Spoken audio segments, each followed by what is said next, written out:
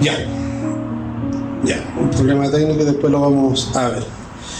Ya, mis hermanos, bueno, leímos la carta, el pasaje de 2 Tesalonicenses, capítulo 3, del versículo 1 al 8. ¿Ya? Pero antes, queridos hermanos, ya entramos, después de varios meses de estudio, de predicación, con algunas lagunas entre medio, llegamos al último capítulo de esta carta de 2 Tesalonicenses. Y quiero, por un momento, recordar algunos caminos que el apóstol Pablo nos llevó a través de esta pequeña carta. Primero, comenzamos viendo una iglesia que es perseguida. 1 Tesalonicenses, 2 Tesalonicenses, nos dice que esta iglesia era perseguida y también que era joven. No era una iglesia muy antigua en años, no era una hermano también que llevaba mucho tiempo en el Evangelio. Y era una iglesia que sufría por causa de Cristo. Después aprendimos que Dios hará justicia cuando Cristo vuelva. Cuando Cristo vuelva por su iglesia, Él hará justicia.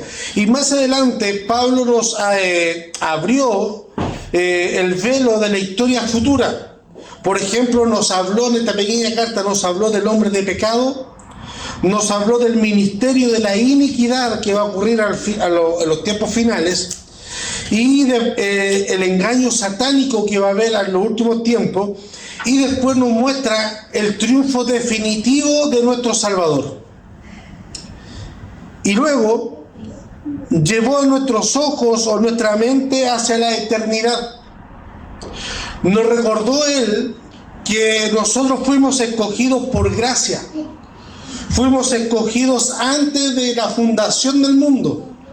Antes de que todas las cosas fuesen creadas, nosotros ya estábamos en el plan eterno de Dios que Él nos eligió.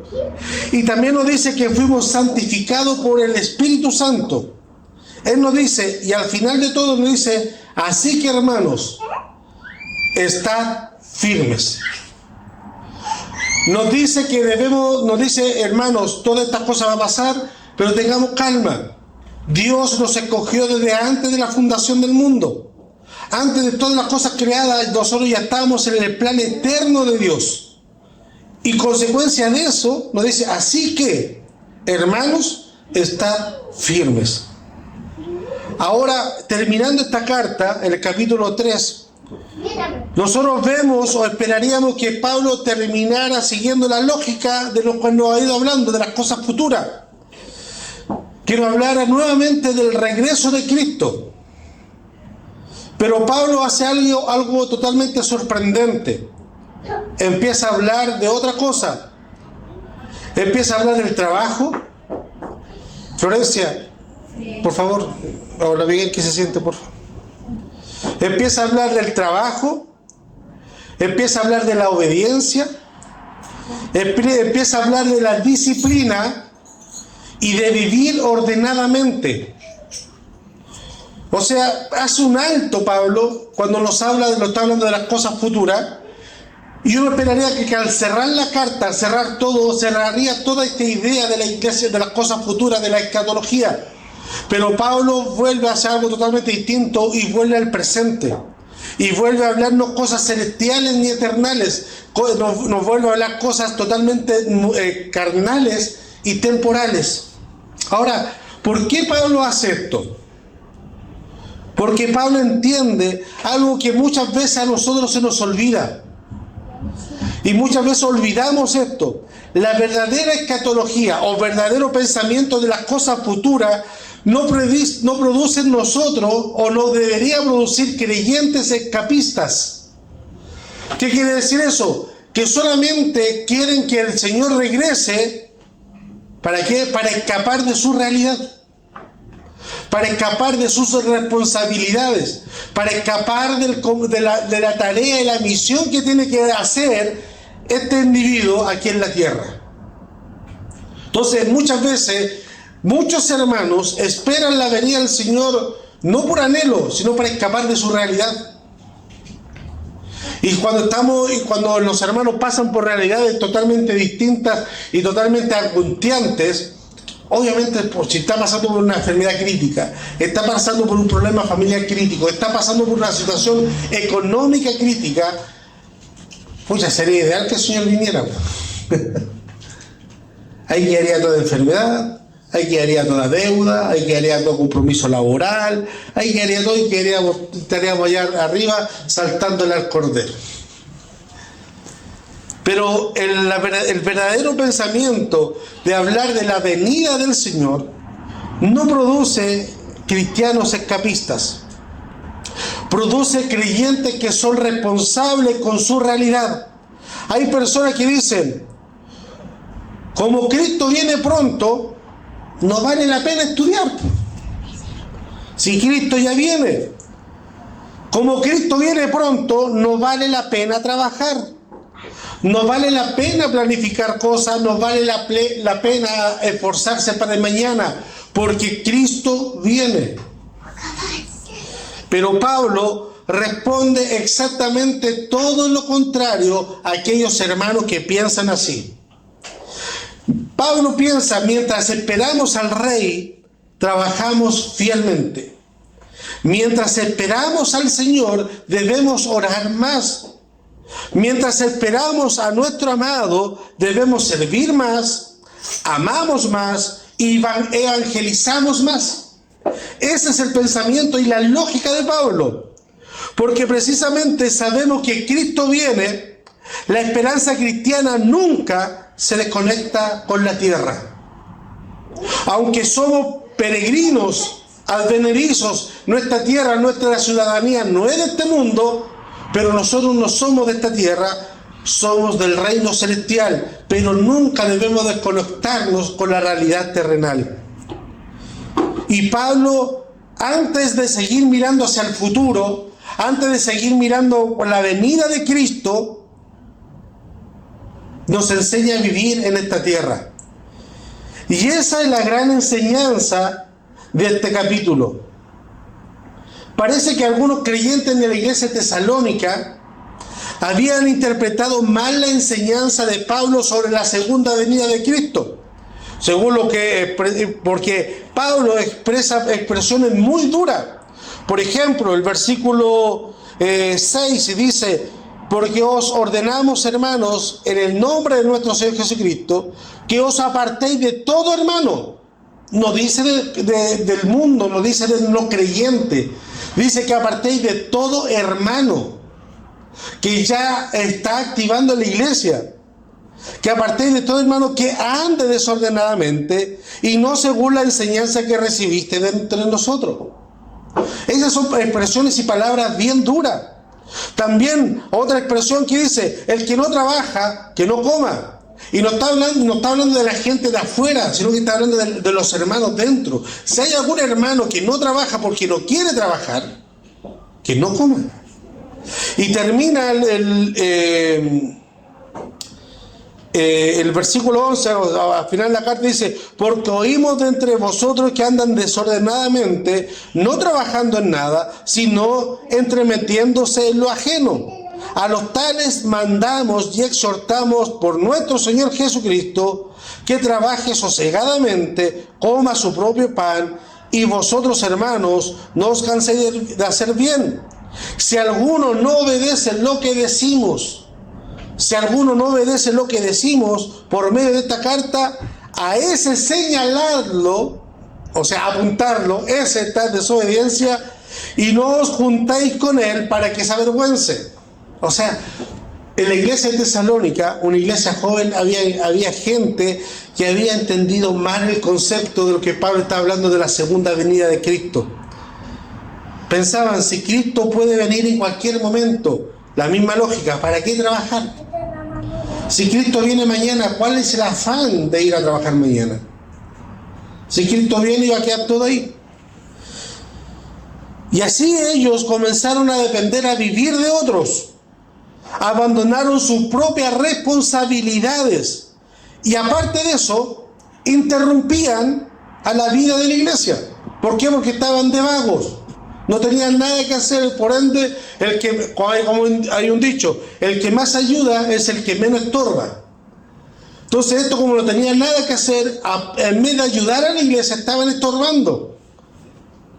Generaban conflictos dentro de la iglesia y Pablo tenía que corregirlo. Observe algo interesante aquí.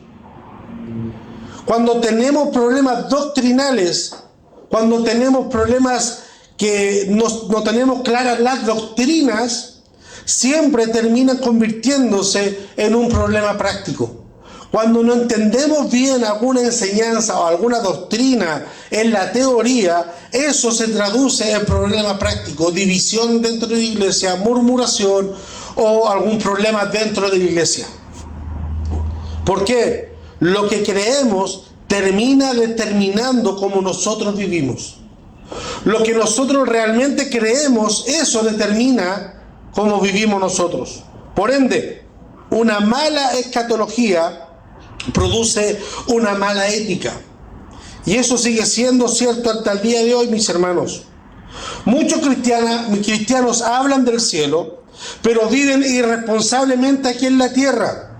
Hablan del reino, pero descuidan a sus familias. Hablan de la venida de Cristo, pero no cumplen las palabras, su propia palabra, en su trabajo, en su casa. Hablan de santidad, pero viven en desorden y en desobediencia. No se condice su vida íntima con el Evangelio. No hay un cuadro, por eso muchas veces los no creyentes no creen en la iglesia. Porque lo que dicen ser creyentes o lo que dicen ser ir a la iglesia no viven una vida acorde a lo que dicen. Y Pablo nos recuerda que esperar a Cristo implica vivir de una manera totalmente digna al Evangelio. Y eso es lo que nos va a hablar el último capítulo del apóstol Pablo, o sea, de 2 Tesalonicenses. Amén. Cierre sus ojos y oremos al Señor. Eterno Dios, su buen Padre Celestial, gracias te damos, Señor, por este día que usted nos permite nuevamente poder reunirnos, Padre Celestial, en su presencia. Rogamos, mi Dios amado, que tu Santo Espíritu sea en nosotros y por nosotros, mi Dios amado. Te hemos podido cantar y alabar tu santo nombre. Hemos podido elevar expresiones de gratitud hacia ti, mi Dios amado. Y también en nuestras oraciones te hemos entregado algunas peticiones, mi Dios eterno. Sea usted cumpliéndola y haciéndolo según su divina voluntad. Padre amado, en esta hora, mi Señor, nos encontramos frente a tu palabra. Rogamos que tu Santo Espíritu sea con nosotros, ayudándonos en todo y guiándonos en todo. Que tu nombre sea glorificado y tu iglesia sea edificada en medio de nosotros. Te lo pedimos y rogamos a través de Jesús, nuestro Salvador. Amén. Amén. Bueno, leemos el primer versículo de este capítulo, que Pablo dice: por lo demás, hermanos, orad por nosotros. Es interesante que el gran apóstol Pablo, aquel que de la mayoría de las cartas del Nuevo Testamento son escritas y dictadas por él, aquel que plantó muchas iglesias, ordenó y dejó estipulados muchas ordenanzas y aclaró muchas doctrinas para beneficio de nosotros, le pide la oración a los hermanos. Esto nos muestra, mis hermanos, una enorme lección de humildad del apóstol Pablo. Si él, el gran apóstol Pablo, aquel que fue inspirado por el Espíritu Santo, guiado por el Espíritu Santo, utilizado por Dios poderosamente para la expansión del Evangelio, necesitaba oración, ¿cuánto más nosotros, mis hermanos? ¿Cuánto más nosotros debemos orar y pedirle a otros que oren por nosotros? Pablo entendía que el éxito del ministerio no dependía del talento humano, dependía del poder de Dios. Y el poder de Dios está en la oración. Y esto no es algo aislado en la vida del apóstol Pablo, no es algo que se le ocurre esporádicamente, sino que es algo lógico y algo cotidiano en la vida del mismo apóstol Pablo. Por ejemplo, en el Colosenses capítulo 4, versículo 3, Dice algo totalmente semejante a lo que estamos leyendo nosotros. Él dice: orad también al mismo tiempo por nosotros, para que el Señor nos abra la puerta para la palabra. No es algo aislado en la vida del apóstol. Observa aquí que Pablo pide algo. Pablo no pide dinero. Pablo no pide protección para ellos primero. Pablo no pide comodidad. Él pide una sola cosa. Pide una puerta abierta para el evangelio. Eso revela el corazón de un verdadero pastor y evangelista. Lo que más le preocupa al apóstol Pablo era que Cristo siguiera siendo anunciado y predicado por donde él anduviera. Hermanos queridos, nuevamente la palabra de Dios nos recuerda algo interesante y muy importante para nosotros. Hermanos, ¿por qué solemos orar en nuestra intimidad? Muchas veces nuestras oraciones giran únicamente alrededor de nosotros. Mi trabajo, mi salud, mi problema, mi necesidad. Y Dios sí escucha esas oraciones. Él escucha esas plegarias. Él escucha todo lo que nosotros le pedimos, pero gira en torno a aquello. Pero Pablo aquí nos enseña una perspectiva mucho más amplia. También debemos orar para que el evangelio avance. ¿Cuándo fue la última vez, mis hermanos, que nosotros oramos específicamente para que Dios salvara personas mediante la predicación de su palabra?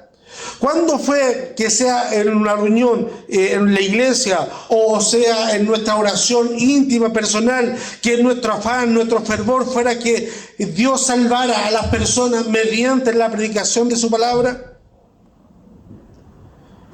¿Cuándo se ora por los pastores o por los líderes que están por delante de la iglesia? ¿Por los misioneros que están arriesgando su vida en lugares donde realmente se muere por el evangelio? ¿Cuántos oramos por la gracia de Dios, que sea por aquellos que enseñan la palabra? La iglesia que deja de orar termina dependiendo de estrategias totalmente humanas. Pero la iglesia que ora depende únicamente del poder del Espíritu Santo. Creo que esta historia la he contado anteriormente, pero no está de más recordarla aquí.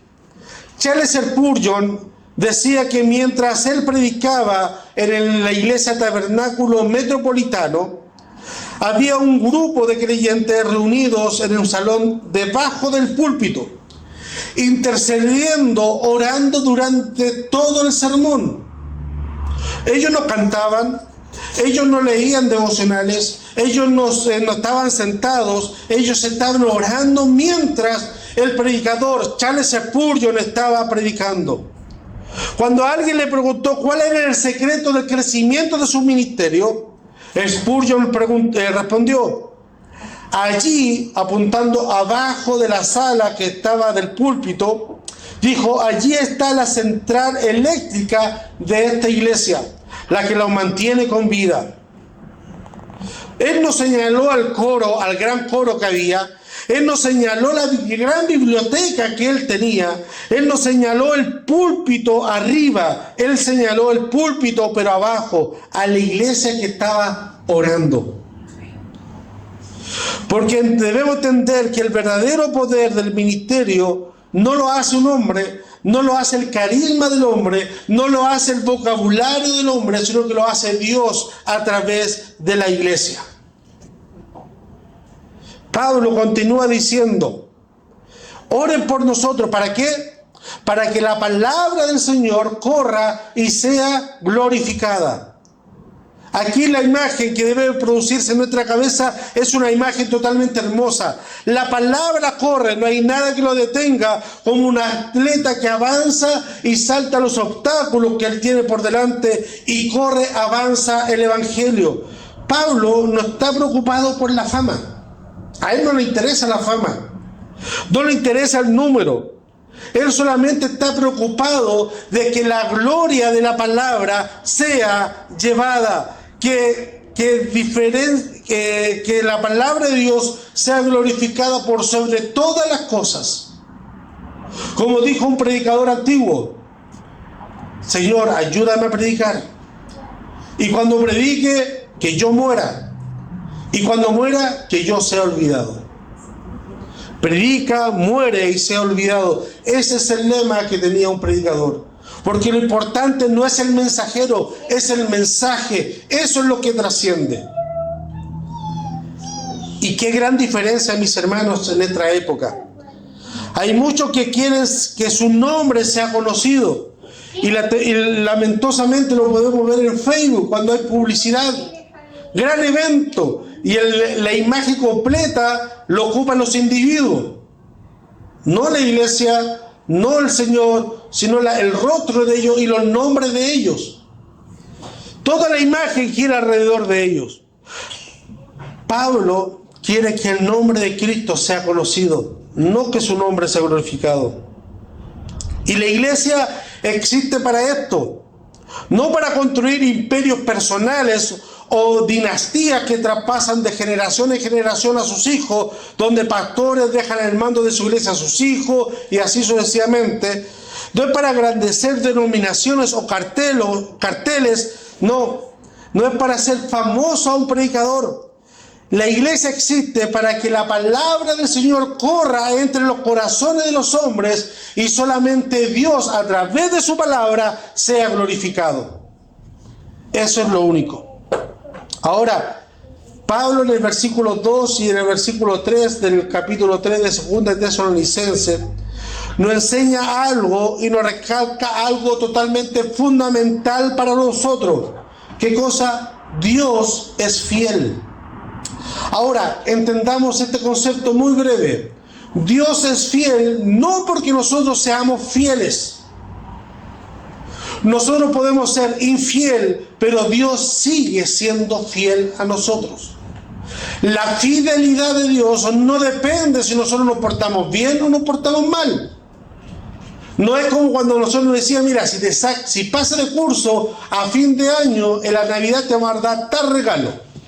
Pero si pasan de curso, no. La fidelidad de Dios es a nosotros, a pesar de nosotros. A pesar si ese año nosotros repetimos de curso en lo espiritual, Dios sigue siendo fiel. Porque la fidelidad de Dios no depende de nosotros, no, porque Él es fiel en esencia. Y al diciendo eso, podemos entender un poco lo que Pablo habla en el versículo 2 y 3. Pablo reconoce que existen hombres perversos, que hay oposición, que hay enemigos del evangelio, que hay persecución. Pablo no niega nada de eso. Pero inmediatamente agrega una frase totalmente extraordinaria para nosotros y para la iglesia general de Jesucristo. Dice: pero fiel es el Señor. Observe el contraste, mis hermanos. Los hombres cambian, Cristo no cambia. Los hombres fallan, Cristo permanece fiel. Los hombres abandonan, los hombres y mujeres son de doble ánimo, pero Cristo nos sostiene. Quizá alguien ha pensado en algún momento de su vida: mi mundo se está derrumbando, pero escuche esta palabra: fiel es el Señor. Él no dice: fiel es tu fuerza, fiel es tu fe. Tampoco dice: así como es tu fe, es la fidelidad de Dios para tu vida. No. Tampoco dice: así como tú pactes con Dios, Dios va a ser fiel. No. Tampoco dice: fiel es tu iglesia, sino que dice: fiel es el Señor. Nuestra seguridad nunca descansa en nuestra fidelidad o en nuestra templanza. No, descansa en la fidelidad inmutable, y eso subraylo, inmutable de Cristo, así como escribió el profeta Jeremías: grande es tu fidelidad. El Salmo 23 dice: Jehová es mi pastor, nada me faltará. Pero en el original quiere decir: Jehová es mi pastor, Él no me faltará. Y eso es muy distinto. Él va a estar con nosotros siempre, porque Él es nuestro pastor, Él no me va a faltar. En escasez, Él va a estar ahí. En valle de sombra de muerte, Él va a estar ahí. En la abundancia, Él va a estar ahí. Él nunca en ninguna etapa de nuestra vida nos va a faltar, porque Él es nuestro pastor y Él no me faltará. Ahora el versículo 5 dice: y el Señor encamine vuestros corazones al amor de Dios y a la paciencia de Cristo. Aquí Pablo deja de hablar de circunstancias. Ahora habla a nuestros corazones. Porque el verdadero problema nunca comienza de afuera. No, comienza adentro de nosotros. La palabra encaminar significa literalmente enderezar un camino, quitar los obstáculos que hay en medio, tapar los baches, los hoyos que hay en ella, para conducir hacia un destino correcto y seguro. Eso significa encaminar, limpiar, despejar, emparejar el camino. Y Pablo está diciendo que Cristo, y literalmente quiere decir esto, que Cristo quite todo aquello que impida en sus corazones amar verdaderamente a Dios. Cuando Pablo dice: y el Señor encamine vuestros corazones al amor de Dios y a la paciencia de Cristo, está queriendo decir lo siguiente: que Cristo quite todo. Que Cristo quite todo aquello que impide que sus corazones amen verdaderamente a Cristo. Y luego añade: y a la paciencia de Cristo. No se trata simplemente de nuestra paciencia. Se trata de participar de la perseverancia del carácter de Cristo. Porque si fuese por nuestra paciencia cambia constantemente. Tenemos más paciencia con los hijos ajenos que con los hijos propios. Tenemos más paciencia con X circunstancias que con otras circunstancias. Pero aquí no se trata de esa paciencia. Se trata de participar de la perseverancia que caracterizó a Cristo. El mismo Cristo soportó el rechazo, soportó la cruz, soportó el sufrimiento sin apartarse de la voluntad del Padre. Aunque en su parte humana dijo: Padre, si es posible, pasa de mí esta copa. Si hay otra alternativa en la cual el hombre pueda ser salvo, hagámosla. Pero que no se haga mi voluntad, sino la tuya. Él soportó todo eso sin apartarse de la verdadera voluntad del Padre. La primera necesidad de una iglesia que espera la venida de su Señor no es conocer la fecha.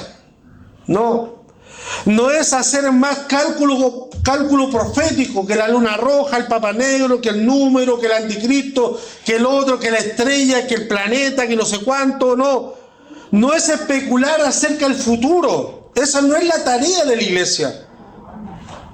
Cuando se habla de la venida de Cristo, lo que primero debe producir en nosotros es oración. Oración por nosotros, oración por nuestra familia, oración por nuestros seres amados. ¿Por qué? Porque Cristo viene. Y muchos de ellos aún no han alcanzado salvación, aún no le ha amanecido la luz. Cuando sabemos que Cristo viene, la iglesia ora, persevera como Cristo perseveró. Porque una iglesia que ora es una iglesia preparada para cualquier circunstancia, para cualquier situación. Pero Pablo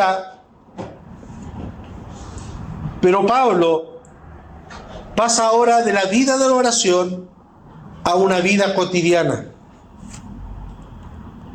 Porque una oración sincera siempre produce obediencia visible. Una oración sincera, íntima, siempre produce en la vida del creyente consecuencias y acciones visibles. Y eso, mis hermanos, es lo que vamos a ver Dios mediante el próximo domingo. El último capítulo de Tesalonicenses nos van a dejar muchas enseñanzas prácticas. Primero, lo que quise dejar en claro hoy día es la oración. Como iglesia y como cristianos individuales. Y eso, cuando nosotros llevemos una vida de oración, nos va a llevar a la siguiente lógica. Produce obediencia visible. Y el próximo sermón está enfocado en eso. El llamado al orden y al trabajo en la obra del Señor. Amén. Bien, mis hermanos, les invito a que nos pongamos de pie para agradecer al Señor por el mensaje de su palabra, que nos llama y nos recuerda y nos llama la atención de las necesidades primarias que debemos hacer como cristianos. Amén. Oremos a nuestro Dios. Eterno y buen Padre celestial, gracias te damos, Señor, por esta oportunidad que usted nos permite de poder estar reunidos.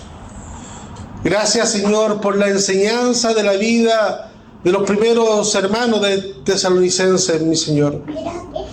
Padre, sabemos y entendemos que la carta de Tesalónica no fue escrita para nosotros, no fue dirigida para nosotros, Señor, sino que fue dirigida para nuestros hermanos de aquella época, de aquella iglesia de Tesalónica.